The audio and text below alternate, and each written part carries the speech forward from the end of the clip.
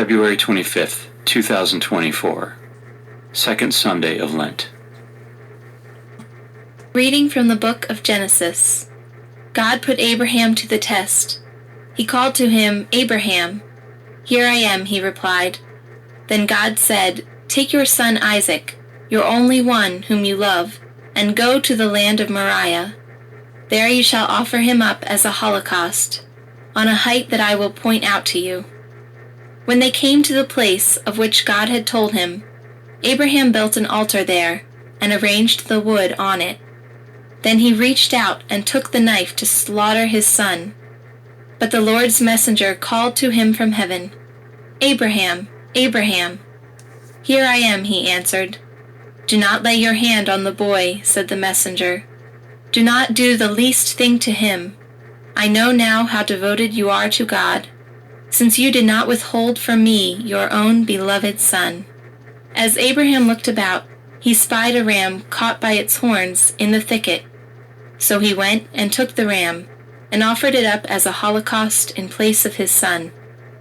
Again the Lord's messenger called to Abraham from heaven and said, "I swear by myself, declares the Lord, that because you acted as you did, in not withholding from me your beloved son, I will bless you abundantly and make your descendants as countless as the stars of the sky and the sands of the seashore. Your descendants shall take possession of the gates of their enemies, and in your descendants all the nations of the earth shall find blessing. All this because you obeyed my command." The word of the Lord.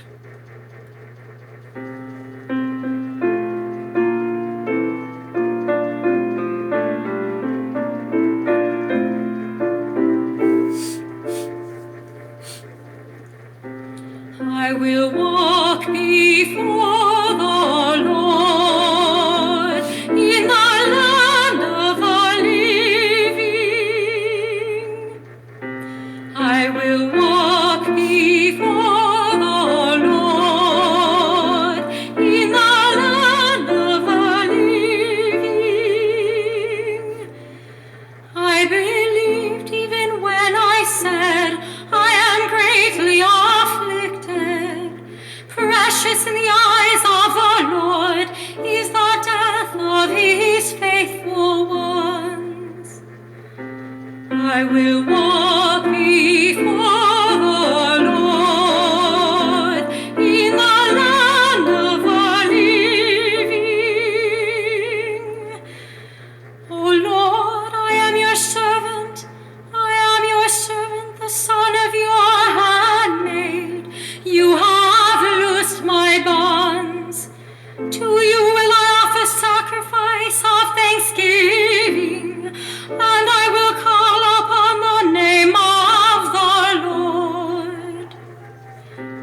I will walk before the Lord in the land of the living.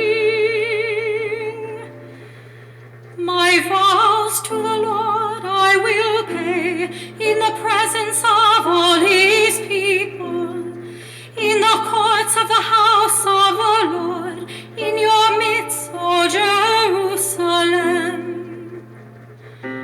I will walk before the Lord in the land of the living. A reading from the letter of St. Paul to the Romans. Brothers and sisters, if God is for us, who can be against us? He who did not spare his own son, but handed him over for us all, how will he not also give us everything else along with him? Who will bring a charge against God's chosen ones? It is God who acquits us. Who will condemn?